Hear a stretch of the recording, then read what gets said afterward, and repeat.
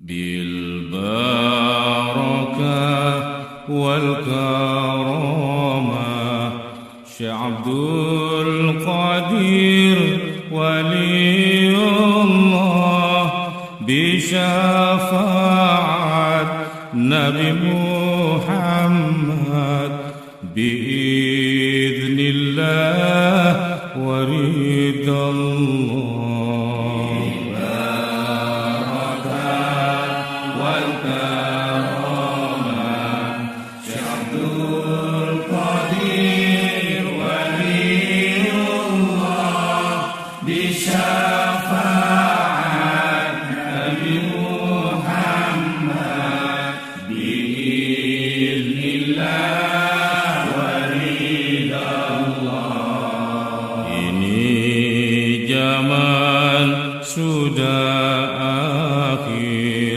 jaga iman, jangan tergelincir lewat manaqib Syekh Abdul Qadir. Banyak ibadah, banyak berzikir.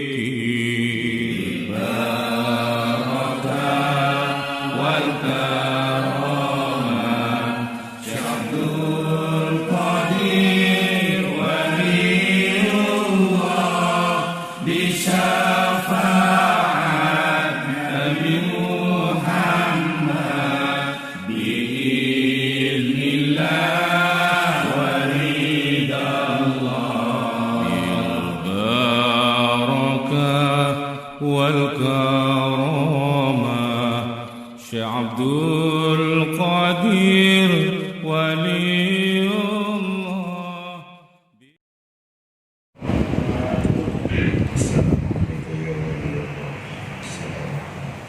Ya Sayyidi, Assalamualaikum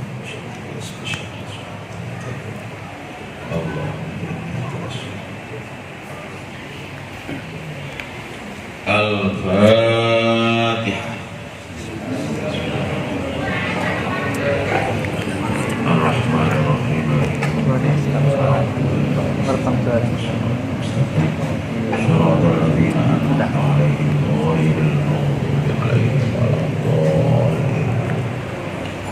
Bismillahirrahmanirrahim. Alhamdulillahilladzi hadana lihada wa ma kunna linahtadiya laula an hadanallah. Wassalatu wassalamu ala sayyidina Muhammad ibni Abdillah wa ala alihi wa sahbihi wa mawala. Qala Allah Ta'ala fi kitabihil karim, a'udzu billahi minasy syaithanir rajim. Thumma awrasnal kitaba alladhina istafayna min ibadina faminhum zalimun li nafsihi wa minhum muqtasid wa minhum sabiqun bil khairati biidznillah.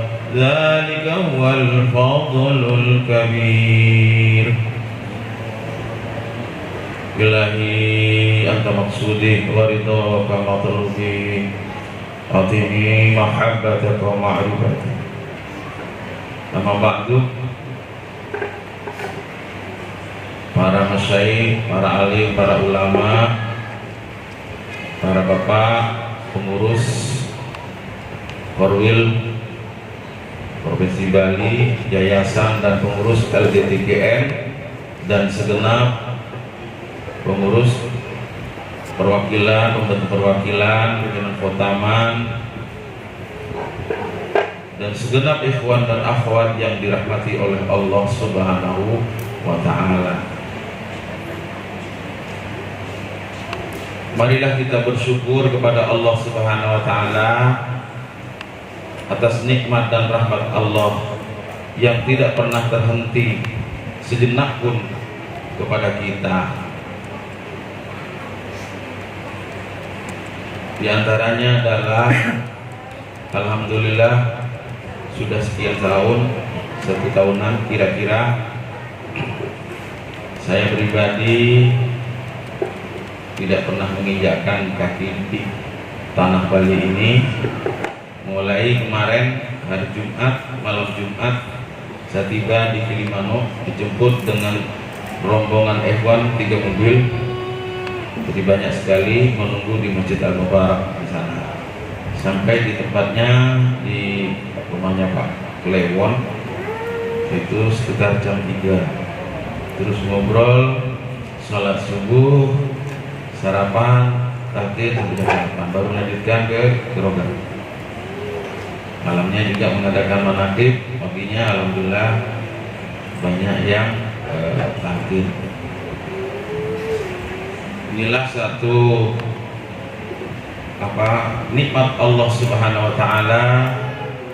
Walaupun saya pribadi sudah beberapa bulan, sekitar 5 bulanan sudah aktif mengikuti manakib sampai Kediri, Jombang, Mojokerto, Galang dan daerah yang lain. Alhamdulillah kita masih dijaga oleh Allah dari Covid Corona. Syekhul Mursyid telah memberikan bimbingan kepada kita dalam menghadapi wabah, di mana wabah ini tidak hanya terjadi pada saat sekarang, tetapi juga pada masa Rasulullah dan juga pada masa beliau guru agung kita Sultan Aulia Syaikhul Abdul Qadir Jilani kata Rasulullah. Apa yang disarankan kepada ikhwan dan akhwat oleh Sultan Aulia, di antaranya adalah mereka ketika tertimpa wabah itu, maka banyak berduyun-duyun datang ke madrasah mengambil rerumputan yang ada di madrasah, dan itu dibuat jamu untuk kekebalan tubuh. Setelah rerumputan habis, ya karena wabah tentunya banyak orang yang membutuhkan itu. Akhirnya masyarakat ikhwan mengambil air di madrasah itu. Nah, dan ternyata air itu diabadikan sampai sekarang, yaitu disebut dengan air manakib. Mana ada Ustaz? Oh ya. Itu adalah air untuk salah satu wasilah untuk pencegahan dan pengobatan corona ini. Dan ada hadisnya, itu ketika air dibacakan sesuatu ya, dari ayat-ayat Al-Quran, maka akan mengeluarkan penyakit-penyakit, terutama penyakit batin, dengki dan sebagainya, memasukkan nur, hidayah, taufik ke dalam jiwa kita. Nah, ini menghadapi wabah seperti itu. Kemudian kita yang hidup sekarang ini adalah sudah ada 2 cara yang diberikan oleh Al-Hanom, yaitu yang pertama dengan mengikuti tanbih. Gimana tanbih? Yaitu mentaati pemerintah. Pemerintah telah menganjurkan untuk menggunakan masker, cuci tangan, hand sanitizer, kemudian apalagi masker, dan juga menjaga kesehatan, jarak dan sebagainya di dalam pertemuan. Nah, menurut tanbih, menurut apa? Ini harus dihormati. Dan alhamdulillah kita lihat di sini semuanya pakai masker. Aneh dan ajaib, saya menyiapkan dari Madura karena Bali karena ketat harus bawa surat keterangan COVID. Saya juga periksa dokter dan juga ya beli juga ke dokter kan, itu ngantri juga ke dokter. Nah, juga saya pakai kaos tangan, pakai masker, bawa di tas takut nanti diperiksa hand sanitizer saya. Ternyata begitu turun the bus, yang jemput gak ada satupun yang pakai masker. Wah, saya lepas aja lah tangan ini. Saya mau cuci ke masjid. Cuma karena ini aturan pemerintah kita hormati pemerintah. Mungkin di Geroga nggak ada corona ya. Ada, ya ada apa-apa. Bersyukur. Nah itu hormati. Kemudian yang lain adalah ini diantaranya air mana tadi yang saya sudah sampaikan. Yang kedua, kita diajarkan setiap ba'da maghrib untuk doa doa tolak bala itu sebenarnya ya, yang disebut dengan kunut nazilah. Orang yang nggak ngerti Suralaya kok kunutnya kunut maghrib, padahal yang subuh aja banyak yang nggak suka. Di malam maghrib kunut ya biasa. Orang suka ngomong seperti itu menandakan bahwa sebagaimana makalah man qalla ilmuhu kathura i'tiraduhu. Orang yang terbatas ilmunya kathura i'tiraduhu, mesti orang itu akan suka protes. Jadi yang suka protes berarti ilmunya terbatas. Sudah jangan dilayani, percuma. Wa man kasura ilmuhu yaqalla i'tiraduhu. Yang luas ilmunya insya Allah sedikit kalau toh misalnya dia ngoreksi orang. Ilustrasinya Bapak, coba lihat kolam, cuma seperti orang yang melihat kolam lele. Saya tadi malam bermalam mabit di rumahnya saudara kita, teman kita Pak Indra. Di depannya ada kolam ikan. Ikan apa itu namanya? Koi. Ya. Yang dilihat itu saja. Yang lain dianggap bukan ikan. Coba datanglah ke laut. Apa yang ada di laut? Ada ikan hiu, ada ikan sampai yang kecil, lengkap. Ya gambarannya orang tadi seperti itu, jangan sulit ditanggapi. Itu namanya kunut nazil. Bahkan bukan hanya maghrib mestinya, Suralaya ba'da Jumat. Kunut nazil agar terhindar dari musibah baik perorangan ataupun secara muwabah. Bapak kalau ingin dihindarkan tempatnya, rumahnya, kunut nazil lah. Siapa tahu diturunkan musibah pada malam itu. Kunut nazil namanya. Nah, doanya luar biasa kalau tahu artinya, mungkin nggak tahu artinya. Dan itu tidak salah.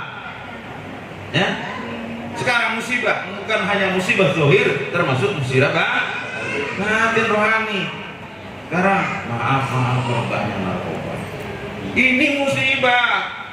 Banyak orang-orang yang sudah berucap keluar daripada akidah, mengatasnamakan agama, membawa ayat Al-Quran yang salah penafsirannya. Nah ini musibah juga bagi kita. Ini kan korbannya bagi orang-orang yang tidak paham tentang ayat dan hadis. Karena media sosial sekarang sangat canggih, sampai tukang becak pun sekarang pakai medsos, pakai Android semua. Ini canggih sudah. Ikhwan dan akhwat rahimakumullah. Kemudian berikutnya setelah sholat, di sholat daf'il bala, dan ini dikritik juga Pak di Geroga bahwa nggak ada ajaran sholat daf'il bala, nggak ada di Fathul Mu'in, yang ada Talibin nggak ada, yang ngaji kitab pondok-pondok besar nggak ada itu memang. Tapi itu ada sandarannya, itu nawafil namanya. Ya. Ayatnya di mana? Ada ayatnya, saya sampaikan. Jangan terprovokasi sehingga bapak-bapak dan akhwat yang lain ini berhenti. Di Al-Quran, wasta'inu bis-sabri was-salah wa innaha lakabiratun illa 'alal khashi'in الذين يظنون أنهم ملاقو ربهم وأنهم إليه راجعون. wasta'inu, minta tolong kalian bisa beri dengan sabar. Bagaimana kuncinya sabar? Dengan kalimat la ilaha illallah. Bisa sabar. Percuma orang itu yang zikir la ilaha illallah susahnya setelah mati untuk sabar. Ya Pak, ya Pak. Bangkrut aja udah bingung 7 keliling. Istri sakit bingung. Sampai ke manakib nggak hadir. Syekh Abdul Qadir Jilani putranya meninggal, tetap dia mulang, tetap ngajar. Dan kita yang murid insan. Nah, juga muridnya Syekh Yusuf. Saya kalau ngaji, anak saya meninggal, siapa yang akan menguburkan? Kalau saya tidak ngaji, saya rugi. Nah, ini terkait dengan hadis Nabi. Alhamdulillah kita syukur ini Pak, kita bisa hadir. Terkait dengan sebuah peristiwa, suatu saat Rasulullah masuk ke masjid. Di masjid ada 2 kelompok, ada 2 halaqah. Satu berzikir, satunya ngaji. Kemudian Rasulullah bersabda kepada salah seorang sahabat, kullun fi khair, kullun fi khair. Masing-masing bagus. Yang zikir bagus, yang ngaji bagus. Tetapi Rasulullah masuk ke yang ngaji kita, yang ngaji, karena ada kita ya, yang ngaji di situ. Kenapa? Karena man salaka tariqan ilal ilmi sahalallahu lahu tariqan ilal jannah. Orang yang ngaji akan dimudahkan untuk masuk surga. Nah, Suryala yang mengemas ada amalia, yang zikir masuk surga tadi. Kemudian sekarang diakhiri dengan ilmiah, maka berarti ngaji. Dua-duanya bisa kena semua. Kullun fi khair, kita raih dua-duanya, kita bawa pulang.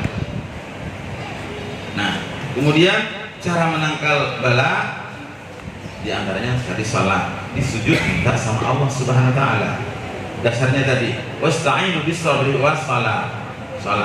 Salat ya, maaf. Kadang-kadang dari kita, kawan kita ya, tidak akan bicarakan orang lain. Saya punya kewajiban untuk menyampaikan wasiat, ingat tentang syariatnya juga. Mulai di takbirnya kadang-kadang offset Pak ya. Tangannya kalau ruku juga offset kadang-kadang ya. Ada batasannya. Walaupun tidak mau takbir pun tidak masalah, tidak batal. Ya. Allahu Akbar. Ya kalau setuju nggak apa-apa. Artinya walaupun nggak setuju, Bapak, Ibu tidak mau angkat tangan nggak masalah. Yang penting ucapan takbirnya itu yang wajib rukun. Tapi jangan coba-coba aja, jangan cari sensasi Pak ya. Cuma ketika kita sunnah mengangkat 2 tangan, ini paling atas sih ada pentil ini Pak, Pak, telinga. Allah Akbar lebih di sini. Jangan sampai begini nih offset. Bukan hanya sepak bola aja. Nah paling tidak hal main di bayi lurus dengan bawah. Kadang-kadang gini aja ke atas. Sempurna juga. Kenapa? Ini akan mengalir darah. Kemudian ketika rukuk dengan sempurna akan memperbarui sistem ginjal, paru-paru dan sebagainya Pak, dalam sholat itu. Jadi kemudian kaki juga jangan begini kan, di kaki. Sama Allah liman hamidah. Sampai di sini. Dan juga lihatnya bukan ke depan. Kalau ke depan bahaya Pak. Apa yang atau ke atas dilarang oleh Nabi itu juga. Ke depan jangan-jangan nanti kalau TKN nggak ada nih yang kaos bajunya di belakang ada tulisannya. Kalau pas di masjid umum ada saja. Yang sholat pakai kaos di belakangnya ada. Contoh apa, semen Gresik. Nah, akhirnya jadi robit ke depannya itu rusak. Nah ini bahaya. Apalagi ayah yang lucu kan. Saya cinta kamu Pak. Itu antara lain Pak. Nah, kita minta kita dalam sujud. Nah, saya tanya sekarang, ya, ketika bapak dikasih musibah, yang kecil saja, sakit kepala, ya, Kira-kira apa yang dilakukan Bapak? Bu, sakit kepala, Bapak ibu-ibu ini apa yang dilakukan? Cari panadol. Nah, cari bodrek. Betul apa salah?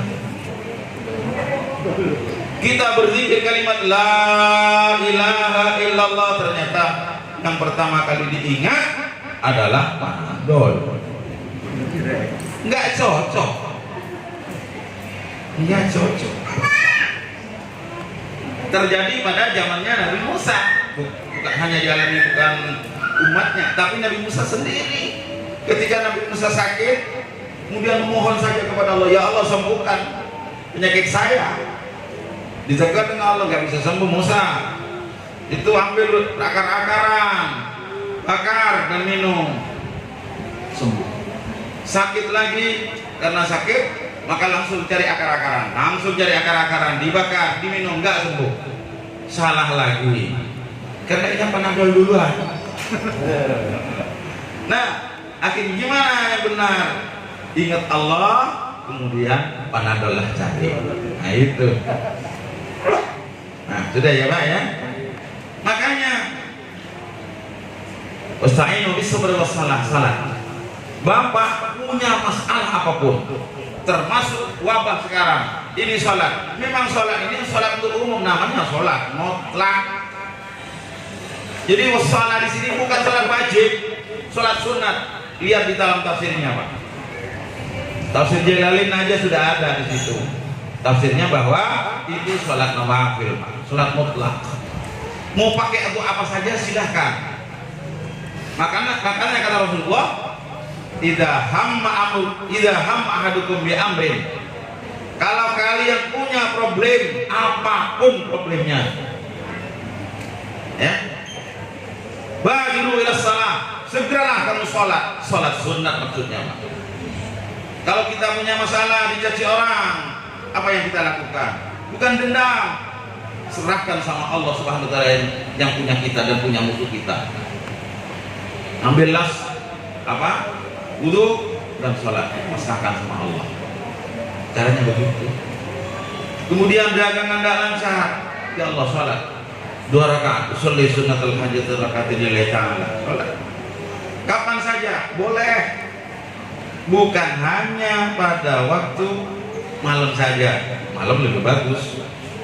Nah ya, sholat punya hutang ada dalam kitabnya tuh, cuma penjabaran uraian daripada ayat tadi dalam kitab Khazinatul Asrar.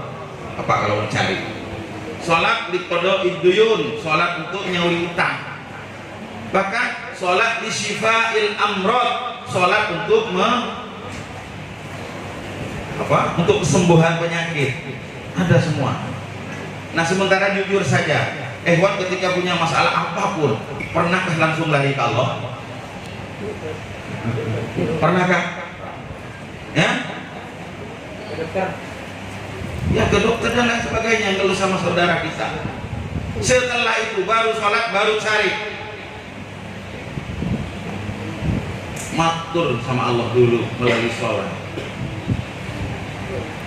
Artinya cocok la ilaha ilaha itu awal. Nanti saya ceritakan, ada ceritanya Syekh Abdul Qadir Jilani kaitannya dengan ilaha itu. Ya. Jadi Allah dahulukan.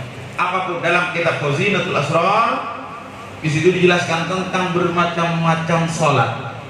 Bukan macam sholatnya sholat yang bid'ah bantolalah itu, yang muhdatsat. Kalau ada sholat 3 rakaat, sholat sunat 3 rakaat selain witir.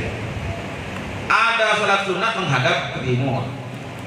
Ada sholat sunat 4 rakaat, yang dipastikan, atau 5 rakaat gitulah, 4 rakaat bisa ada. Yang 5 rakaat itu baru dasar dibuat-buat.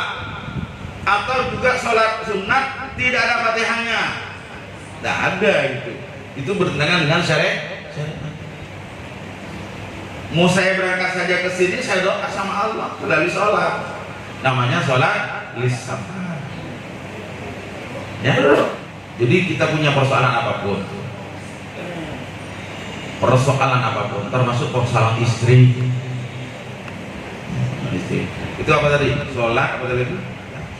Qunut nazilah, kemudian pakai air, kemudian khotamah, itu penangkal juga Pak. Allahumma ya dafi'al baliyat,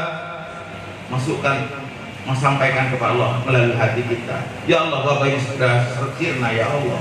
Allahumma ya dafi'al baliyat. Kalau cuma di mulut saja tidak bisa Pak, sampaikan melalui hati. Allahumma ya dafi'al baliyat. Kalau kita punya hajat, termasuk di hajat segera juga aman. Allahumma ya qadiyal hajat, semoga cepat lunas utang. Allahumma ya qadiyal hajat, istri nurut. Allahumma ya qadiyal hajat, itu proposal kepada Allah Pak. Ya qadiyal hajat begini tok ya nggak bisa Pak. Komunikasilah dengan Allah, namanya disebut dengan munajat. Ya, nggak minta tapi ngelem Pak. Ya, muji-muji orang, misalnya Pak Thohir, katanya Pak Thohir tadi dibaca Toriko itu biasa ashawan. Ini apa? Dermawan. Nah, kata dermawan, mesti dikasih itu. Iya, bukan begini. Kalau saya minta itu syariat Pak. Bukan munajat, namanya doa itu Pak. Atau saya minta uangnya misalnya, itu doa namanya, minta. Tapi kalau akhir dermawan nih, nah itu namanya apa? Munajat ya. Jadi muji orang aja akhirnya diberi juga. Ini muji kepada Allah, ya Allah ya qadiyal hajat, ya kabar yang memenuhi semua yang dibutuhkan kita, yang penting ya, kepentingan kita. Allah ya qadiyal hajat, Allah ya qadiyal muhammad. Itu udah sakit, Allah ya syafil amrod. Iya, saya kan dengar ini, beliau kan lama nggak pernah nyupir. Alhamdulillah saya senang sekali nyupirnya dari Geroga kemarin. Kita malam istri sakit, nggak pernah sholat berarti. Ketika sakit, nah mestinya gitu. Sudah diobati dokter malah gimana katanya gitu. Saya dengerin aja. Nanti pada waktu mana biar tidak hanya untuk pas guna aja, biar yang lain juga sama. Nah, rahmatullah, jadi di khotiman ada sudah lengkap ya. Jadi apa namanya, protokol kesehatan lengkap. Kalau kita bertorikot, ikut pemerintah dasarnya tambih, ikut amaliyah berarti berdasarkan amaliyah pilar-pilar yang berhubungan dengan hablum minallah. Akhwat ya rahmatullah, saya tadi membaca sebuah ayat tadi, surat Al-Fatir ayat 32. Singkat cerita, singkat penjelasan aja, bahwa kita umat Islam ini, kata Allah Subhanahu wa ta'ala, dibagi 3 golongan. Golongan pertama, faminhum zalimun li nafsi, orang yang aniaya terhadap dirinya, zalimun li nafsi. Wa minhum muqtasid, dan yang kedua adalah muqtasid. Yang pertama apa Pak? Takut lupa. Zalimun li nafsi. Yang kedua adalah muqtasid. Zalimun li nafsi artinya aniaya terhadap dirinya sendiri. Muqtasid artinya pertengahan.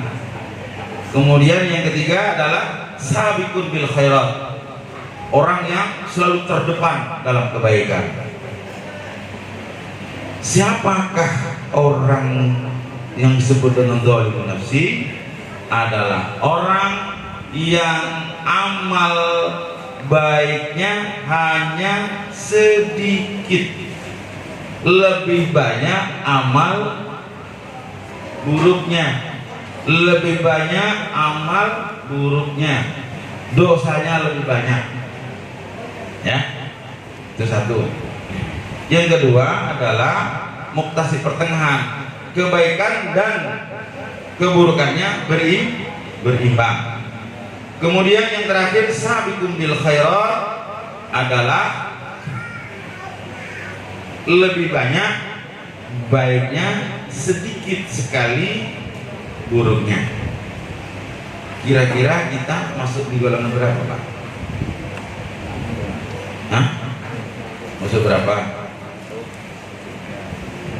Nah, dulu Nabi Musa alaihissalam mengadakan perjalanan menyusuri perkampungan. Kemudian sampai di satu tempat ada orang yang berzikir, ada orang yang kholwat, nyepi, ya, bukan nyepi kembali ya, nyepi yang menyendiri, kholwat. Kemudian disapa dengan Musa, seketika disapa. Setelah itu dia bertanya kepada Musa, Musa, saya ini masuk surga atau masuk neraka? Masuk neraka atau masuk surga? Nah, setelah itu Nabi Musa ke Gunung Tursena bertanya kepada Allah, hambamu itu masuk surga atau neraka ya Musa? Ya Allah. Dijawab dengan Allah, neraka. Disampaikan ke orang itu, datang lagi ke tempat orang itu. Nabi Musa menyampaikan, kamu masuk neraka. Masa saya masuk neraka? Saya 40 tahun 40 tahun Pak, saya ibadah enggak kemana-mana, hanya zikir kepada Allah Subhanahu wa Ta'ala, dan saya tidak makan kecuali barang yang halal, cuma dari langit dan dedaunan. Masuk TPN baru 8 tahun pengen surga. Ya, saya 40 tahun beribadah enggak makan kecuali daun. Insya Allah yang hadir enggak ada yang makan daun, ada. Minum air cuma yang jatuh dari langit. Mana ada haram masuk ke badan saya? Katanya. Akhirnya Nabi Musa sampaikan lagi ke Allah Subhanahu wa Ta'ala, karena Allah bisa bercakap-cakap dengan Allah Musa taklima. Akhirnya tanyakan, dia beribadah hanya untuk karena nafsu. Karena nafsu dia hanya mementingkan dirinya masuk surga, tapi membiarkan orang lain masuk neraka. Ya, hati-hati, jangan di masjid terus, jangan dikira terus, tapi juga kita berdakwah kepada orang lain untuk menyelamatkan saudara kita, istri kita. Ya, saya tanya sekarang, Bu Ibu, Bu, mana berat tugas Ibu dengan Bapak? Mana berat tugas Ibu dan Bapak? Hah? Bapak? Mana berat tugas Ibu atau tugas Bapak? Tugas Ibu, insya Allah benar ya. Kenapa? Ya mulai hamil kan nggak ada. Laki-laki nggak pernah berat itu katanya. 9 bulan Pak. Melahirkan juga berat. Merawat 2 tahun juga, nah, seperti anak yang kecil seperti itu. Biasa, berat. Tanggung jawabnya berat Bapak, berat Ibu? Bapak. Kenapa kok Bapak? Saya sampaikan kemarin, sengaja. Kenapa kok berat Bapak? Hah? Kenapa Bu? Kenapa berat Bapak? Untung ibu-ibu ini, untung Bu. Untung Bu sampai jadi perempuan. Dia berbahagialah jadi perempuan. Jangan menyesal karena jadi perempuan. Kenapa? Karena apa? Setiap dosa yang dilakukan oleh ibu, dosa yang dilakukan itu akan dibebankan, dipikulkan kepada suaminya. Makanya ku anfusakum wa ahlikum. Enak enggak? Tapi jangan banter-banter buat dosa. Kasihan suaminya nanti gara-gara dosa, banyak dosanya suaminya, kebanyakan dosanya masuk neraka. Ibu masuk surga sendiri, masuk neraka bapaknya, ibunya masuk surga. Enggak ketemu nanti. Ya. Nah, beruntung kan? Tapi dosanya bapak tidak akan dibebankan kepada ibu. Enak kan jadi ibu ya? Di antara seperti itu, ya. Ini juga termasuk tadi. Jadi karena nafsu, oh ya, enak kan jadi ibu-ibu kan ya. Kalau dosanya bapak tidak akan diberikan, makanya sejahat apapun bapaknya, ibunya tenang-tenang aja. Tetapi ketika bapaknya hadir menakib khotama nakib, istrinya brengsek, habis nanti Pak menhadir menakibnya dengan atamannya. Makanya berbahagialah ketika suami istri sudah bertalqin dan sama-sama hadir di manakib dan khotama. Nah, ini berbahagialah. Kemudian berikutnya, suatu saat Syekh Abdul Qadir Jilani, seperti sekarang acara menakib lah. Setelah acara menakib, taruhlah khidmat ilmiah. Akhirnya berdiri Syekh Abdul Qadir. Kemudian beliau mengatakan, apa yang dikatakan beliau? Tuhan itu di bawah kaki saya. Dengar? Apa Bu? Tuhan itu ada di bawah kaki saya. Ya Bapak. Enak ucapan itu. Tuhan itu ada di bawah kaki saya. Cengang semua Pak Iwan, jangankan di sini. Dulu juga sudah cengang. Kok Syekh Abdul Qadir Jilani bilangnya begitu? Tuhan itu di bawah kaki saya. Akhirnya karena cengang, Syekh Abdul Qadir paham kalau jamaahnya tidak ngerti. Lalu diangkat kakinya dan diinjakkan, keluar uang. Uangnya banyak.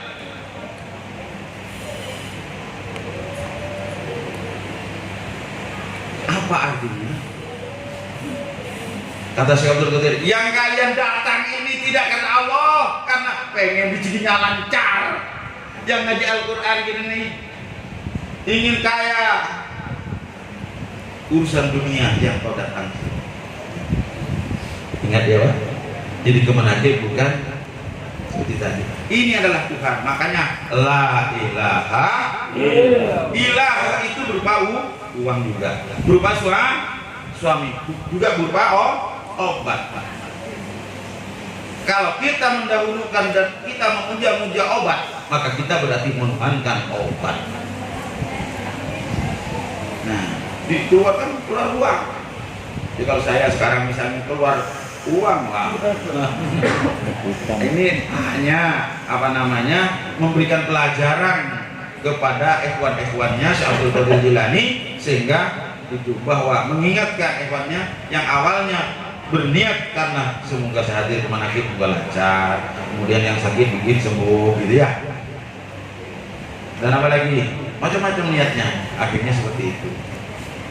Jadi pelajaran dengan langsung demonstrasi. Nah, itu makanya karena apa? Karena nafsu, karena keinginan, bukan karena aku, bukan karena ilahi atau maksudi. Padahal harta itu akan mengejar kita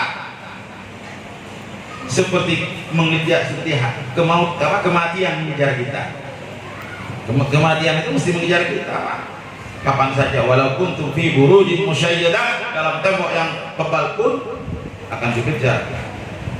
Walaupun kita berobat ke Singapura, tetap kita akan dikejar oleh harta juga begitu. Makanya kata Allah Subhanahu wa taala, dahulukan Allah, tauhidkan dulu kepada Allah. Jadi cari harta itu, maaf juga sempat ngor tadi, bahwa dahulukan Allah. Bapak Ibu sekalian berbisnis, ingat ini adalah perintah Allah dan untuk kepentingan Allah juga. Ya, untuk kepentingan Allah. Cari rezeki sebanyak-banyaknya agar kita bisa haji, bisa umroh, bisa sedekah, bisa juga mendanai, mungkin di tanah dan membangun tempat majelis manakib dan seterusnya. Bukan hanya untuk kepentingan pribadi. Nanti kalau pribadi seperti itu, seperti yang disarankan, diingatkan oleh Syekh Abdul Qadir Jilani melalui itu tadi, demo kakinya keluar. Jadi Tuhan bukan Allah, Tuhan. Tuhan itu banyak. Jadi makanya la lil istighraqil insi, la menghilangkan semua jenis Tuhan. Ilaha illallah, hanya Allah yang kita sembah, Allah yang kita cintai, Allah yang kita patuhi. bukan istri, bukan anak. Jangan jadikan anakmu jadi Tuhan, istrimu jadi Tuhan, kemudian hartamu, jabatanmu jadi Tuhan. Hanya Allah semuanya. Termasuk jangan dokter jadikan Tuhan, obat jangan jadikan Tuhan, Allah semua. Makanya setiap kali kita akan melakukan sesuatu, maka kita dahulukan Allah. Makanya berobat, sholat dulu, mau ke sana, sholat dulu. Kalau misalnya saya mau misalnya kemana lah, Bapak sholat dulu, sholat aja, mohon kesembuhan. Sakit tak ya? Saya ini kalau sakit begini, Bapak tinggal gini. Dalam pikir sudah ada Pak, terdapat pikir Pak. Kemarin saya juga sambil mengobati itu Pak Busari, seorang tentara TNI AD di Singaraja, termasuk juga di birokrat namanya Pak Endang, itu juga alhamdulillah. Terus saudaranya juga aku sini. Di dikir ada Pak, dikir sangat erat hubungannya dengan saraf.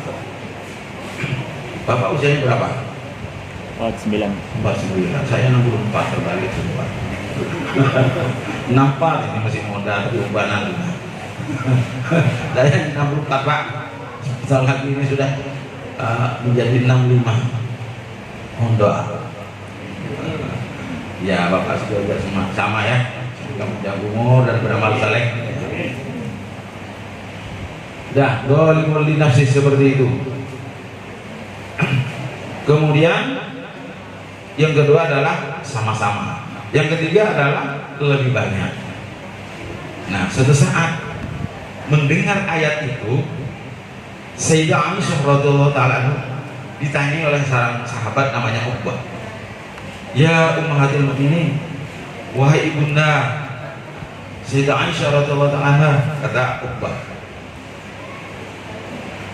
Bunda masuk golongan berapa?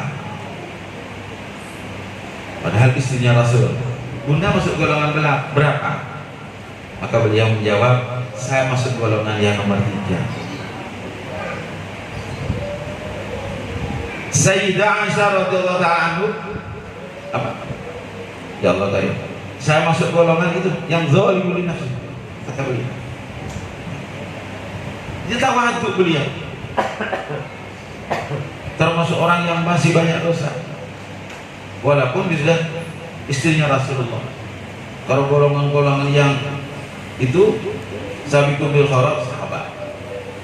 Kemudian berikutnya, kalau kita ini zaman sekarang yang masuk itu nomor 1. Nah, lebih banyak. Nah, makanya Surya Alaya hadir untuk menata kita, untuk membantu kita agar kita menjadi paling tidak menjadi muqtasid, orang yang berimbang amalnya.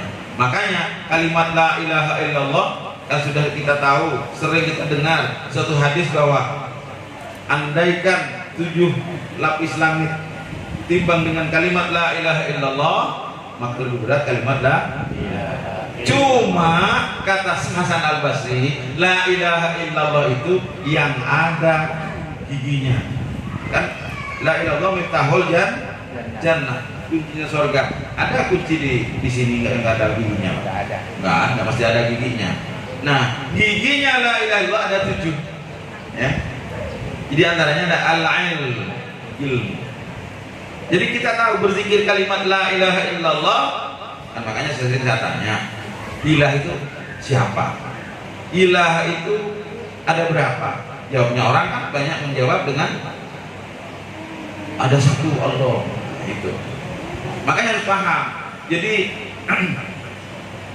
kuncinya apa? Kunci yang bergigi itu 7 gigi. Yang pertama adalah ilmu.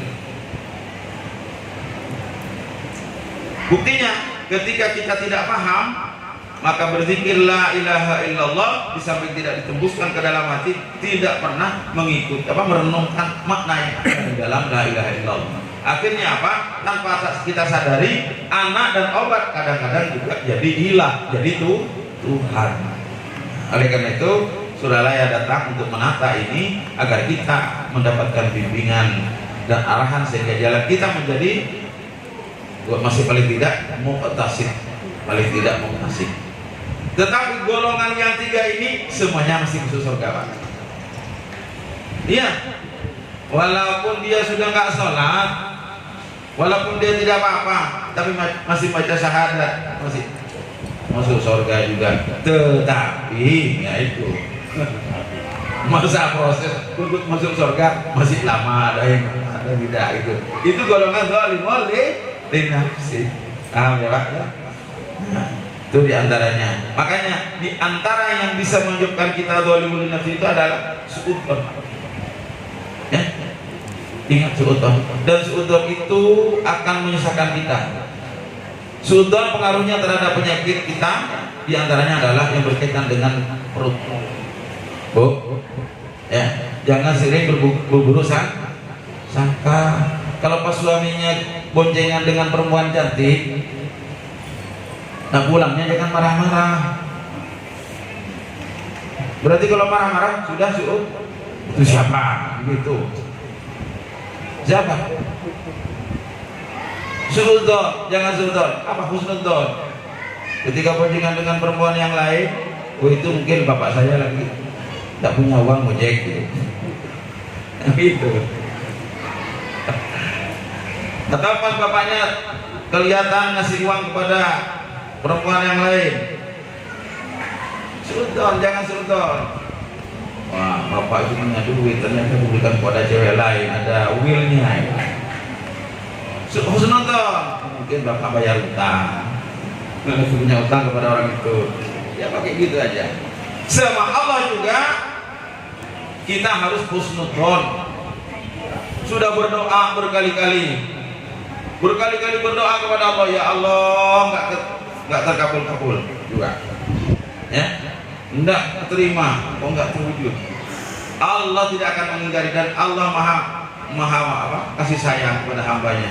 Cuma tinggal waktunya Pak. Kapan saatnya diberikan, Allah yang maha tahu. Akibatnya takut nanti jelek. Asa an tuhibbu syai'an wa huwa syarrul lakum. Kau senang tapi itu akibatnya menjadi buruk. Wa asa an takrahu syai'an wa huwa khairul lakum. Memang tidak disukai miskin. Kita dagang rugi, ternyata khairul lakum. Kita tidak jadi sombong dan sebagainya. Ini terakhir saya mau cerita saja. Ya. Ada namanya ibu janda 5 tahun, namanya Ibu Subaidah. Punya anak perempuan gadis namanya Fatimah. Kemudian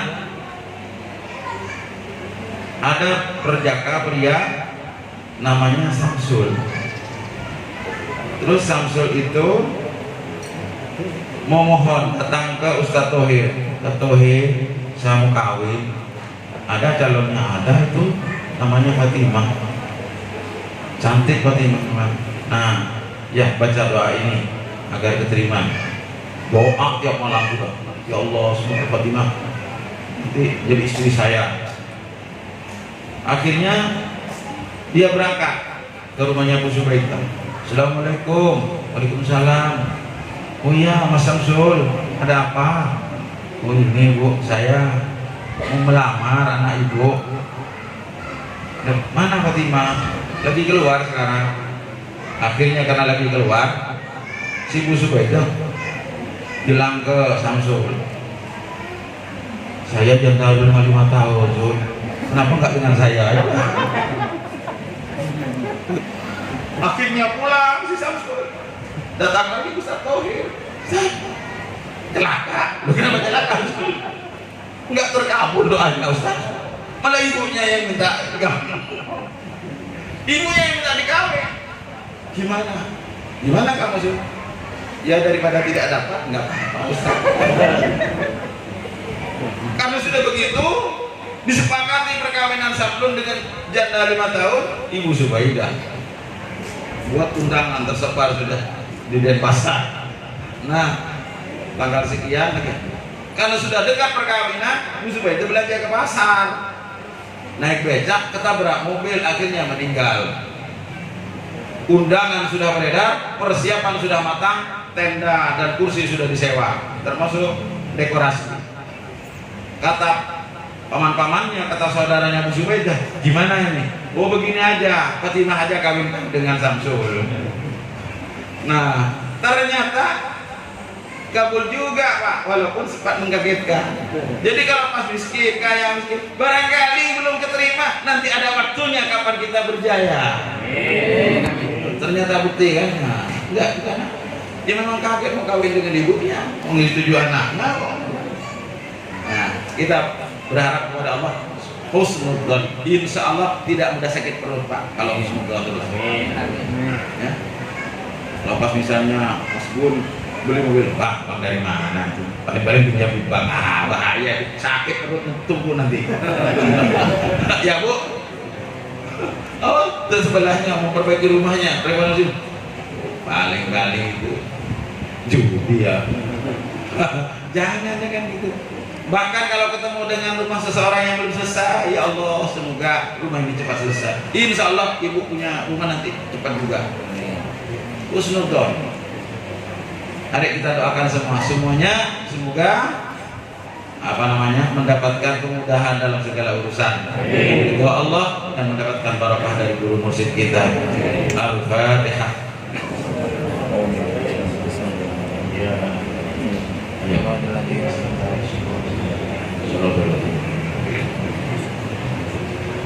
Demikian yang bisa sampaikan pada kesempatan ini. Mohon maaf atas segala kekhilafan dan kekurangannya. Wallahul muwaffiq ila aqwamit thoriq. Assalamualaikum warahmatullahi wabarakatuh.